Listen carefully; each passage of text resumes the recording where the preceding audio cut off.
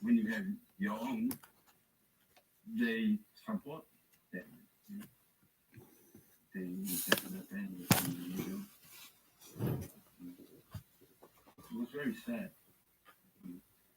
Not that easy. Because that's the only world I met, right? I've been here for a month, 9 days. My whole world used to be like that. Now it's all fun like that. And that's just me. And that's only Kenya.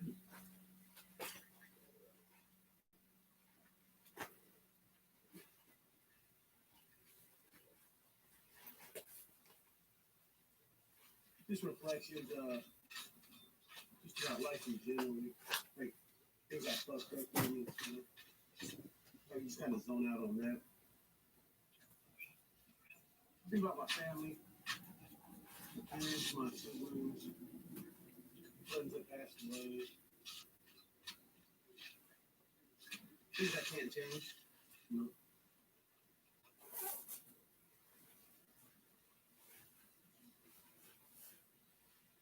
This is right here is Kumala. They're like little potatoes or something. Then I was doing vanilla for a while. So it's the oldest boy who's there. I'm not the oldest in my family, but nobody else is here. So therefore, I'm the boss, and this my older brother decides to come. Which he probably won't. Probably end up being killed in Mexico. Told him to come back here if he wanted to.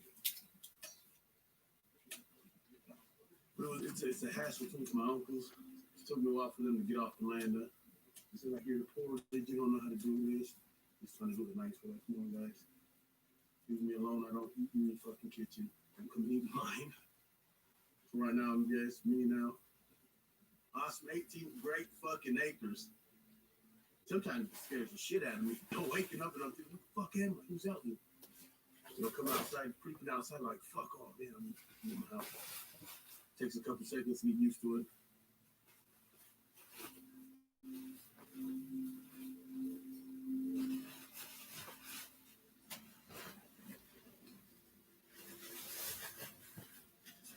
I was quite lucky to have that job because when we get sent back to Tonga, we don't have a job and they're ready for us. They don't prepare us for this kind of new surrounding or new environment. Because as you can see, the Tongan people are very proud people, right? And you can stick out like a sort of fun when you're one of the people team saying, you gotta start your life all over again. Yeah? It's pretty hard, man. Yeah. Make me want to go back doing drugs again. I just go on the fine. I went to jail for fun and violent things. I know damn well who's around you sort of, will make you who you really are. Like the people around me, so they're directors of my life at the moment. So what they do, I gotta go and do that. I used to have heaps of people around me, but I think they were all just for themselves, or one, certain few, they were like really good for me, but when it comes to the important stuff in life, where they're not, okay? And I don't want to leave my legacy as a guy that was a carry sign deported to Tonga, and that's it, end of such life, sort of thing.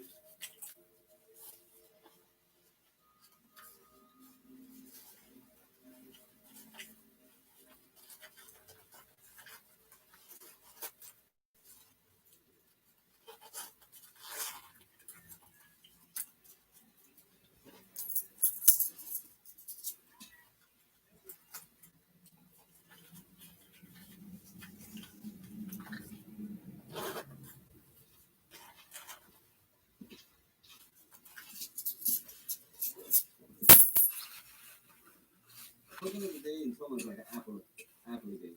Yeah. $60 away.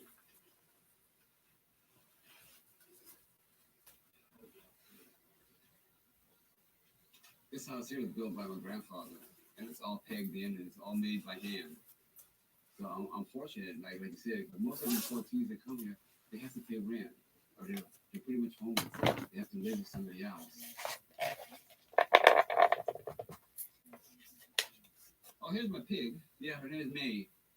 She's camera shy, so I can actually pet her. Yeah, and that's rare because a lot of the pigs here they can't do this to their pigs. So a lot of the neighbors they kind of envy me when they see me petting that big old pig.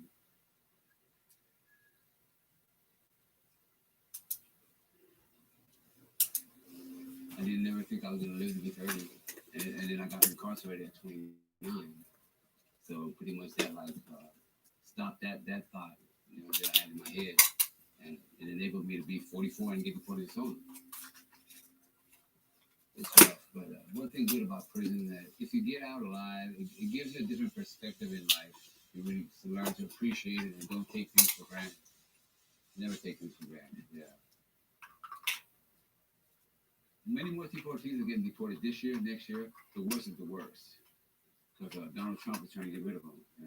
And those are the guys that I feel like when they get here, they should have something that they can get involved in real quick. If not, then they're going to become their own selves again and end up back in prison or making Toma worse. This is a big problem here in Toma now. Toma's been a land that they've been drugs been coming through since the 70s. It's nothing new. It's easy for a lot of deportees to get involved in that too. But when deportees first get here, they don't think that there's so many drugs like that in Toma. They think it's all the only thing is marijuana. And they're surprised when they get here. They have all the other drugs they can have in the States, they have here in Toma.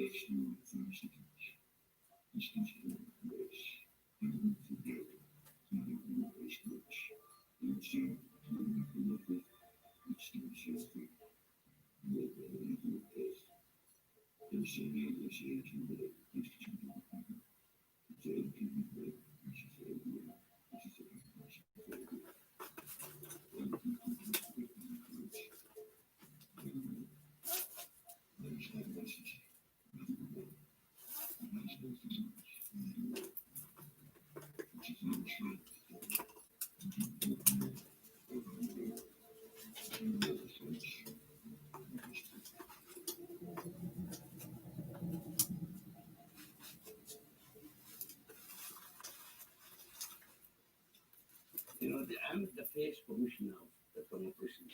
Previously, they called the superintendent of prisons. There are a lot of deputies while I was working in the prisons. Some from the States, and also New Zealand, and also Australia. When we came over straight away, we no open of it, no families, how do we survive? The common people is quite different from the people coming overseas. How did they contact doing crimes? For example, who was local? They use guns and so forth, very rarely before. Very rarely before. Yeah. But now, every week that we have news, there's weapon. And I think it's what they learn from the people. System used by the foreign countries of how to report to be American. They have to inform us properly, so they help us in looking after it. I think that they don't care much about he's a human being. He's a human being. It seems like rubbish, dumping everywhere. Coming to Tonga, coming to Samoa, and coming to Fiji. And I think that I'm really saying that we are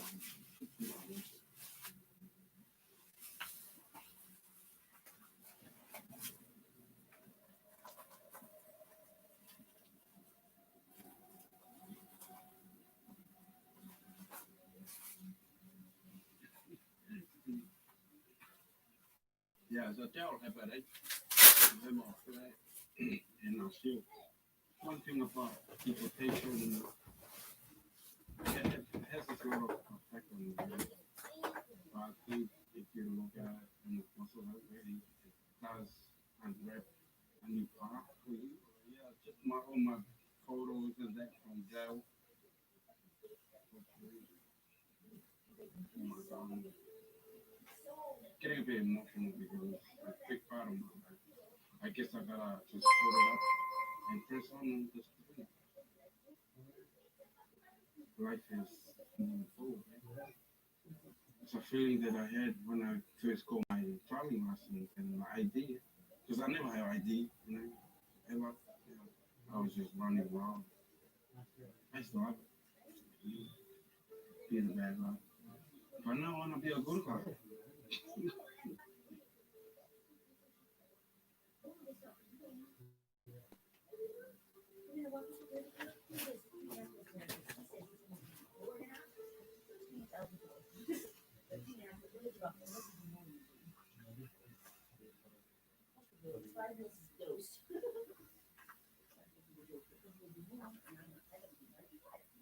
Been here for about 6 years.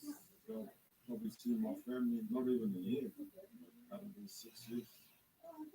And talk with my wife. She's not feeling it anymore. Coming back and forth. She's had enough.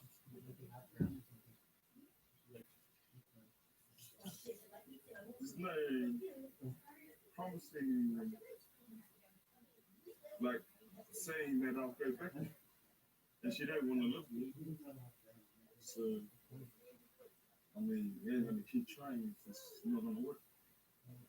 It's gonna be hard trying to explain, especially my oldest son. Yeah, he knows the full story. I didn't like him. Like I tell him what happened. I did a crime. I did something bad. I went to jail. Served my time, but this is what the New Zealand government wants. They want me back. Yeah, and he doesn't get it. I said, nah. When you grow up, you understand that there's laws. And you abide by them, and it goes into other people's needs. My options are wide open if I go back. It's not limited like every year. I want to be a social worker. When I was in jail, I done this little course, right? It's like a drug treatment unit course. They asked me to stay back in the course and be a mentor. I ended up staying there throughout the rest of my term being in jail. The first thing they tell you is just to tell the truth. Like, if you lie about anything, it'll show you. And the course won't work if you just tell the truth. Everything will just work out. People see me, they think they're just what I want. I don't know. My youngest son is almost 4. Yeah, that's real. I hate that I can't be with him. You gotta know that feeling when you're into your kids.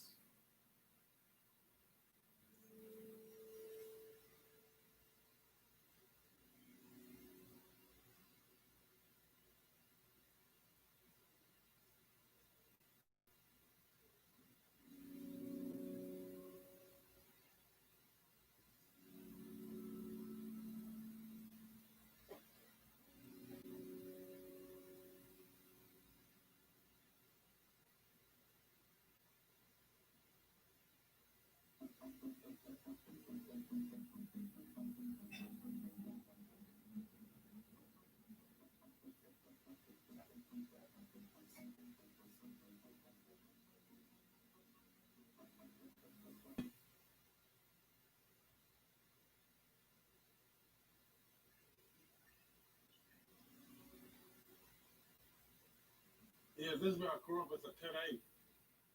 That shop over there was there when I was a little wee boy and still owned by the same family. Hello, no, no. So this is a piece of land that my brothers from the same year.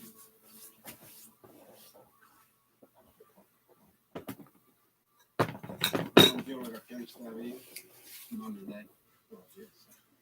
When I come here, So I see like 3 bedrooms plus upstairs. So I didn't put a what to do. I think it's like 3 to 5 years plan. I think my pets and they're all hanging in the road. When I come here, I'm like, me? But this is homemade. Yeah. My feet. Granddaddy.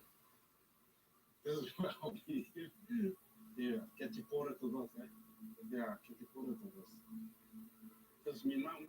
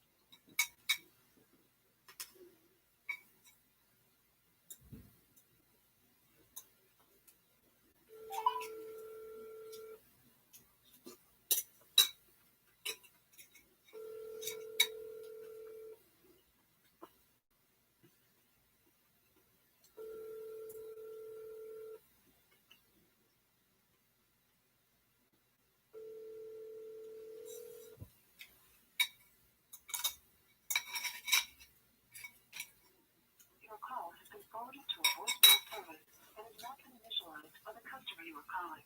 The customer you are calling is not available at this time.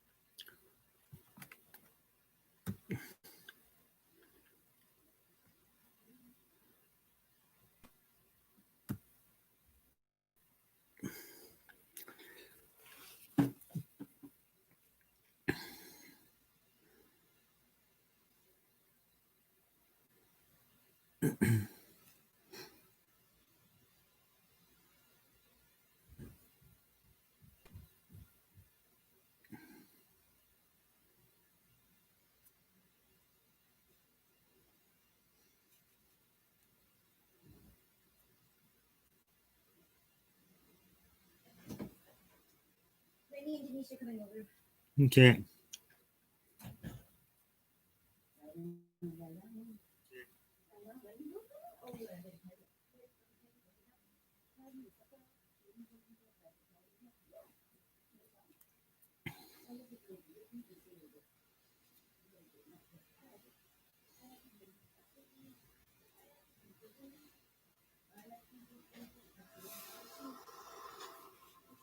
You must eat my words.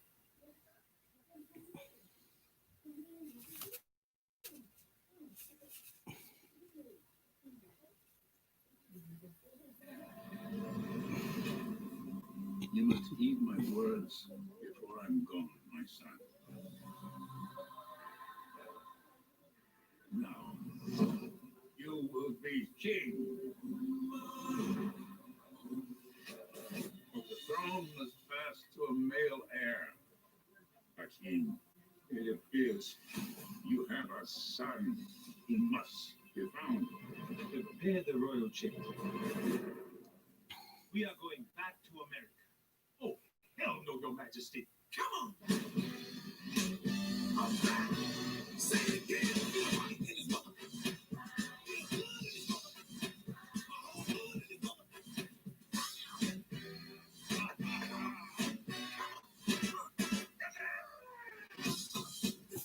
I'm the king of this shop. That's what it is. Well. Say it again.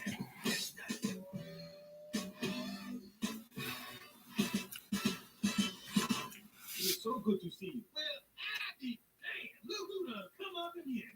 Hey, Scoopin' Quintana, Nicola. Famine and blood diamonds. Yeah, the man there in the window. Those hungry babies with flies on the face. Hey, that's too much. Now, you stepped over the line. Now, we were talking that kind of shit about hungry babies. You're going to get out of my chair. Politically incorrect. So what you doing back here, Hotel Rwanda? I'm back. Say it again.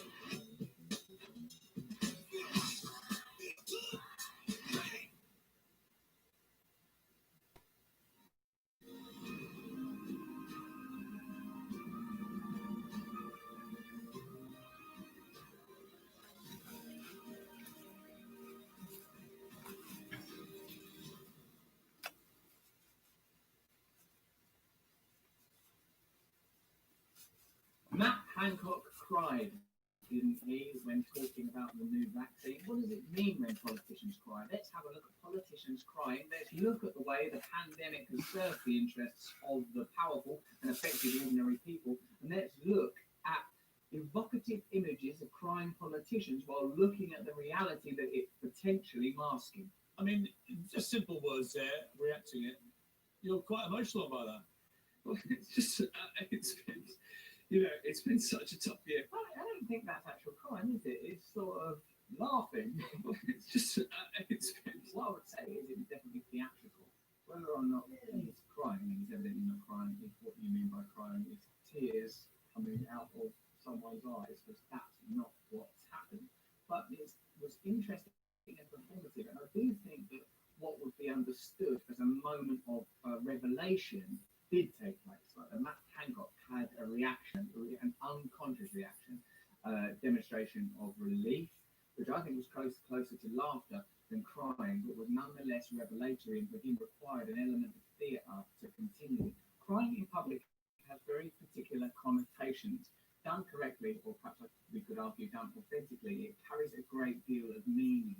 There's a true feeling beyond language, beyond performance. But if we query it at all, if it doesn't seem authentic, then what does it become? The ultimate artist, the ultimate cynicism of deploying that which we consider to be authentic in order to meet our own ends. What we by and large expect and experience from politicians is a complete lack of sincerity and authenticity. It's not often a political figure emerges and feel intuitively we can trust that they're telling us the truth, that they're being honest. And the reason for that is because they're not.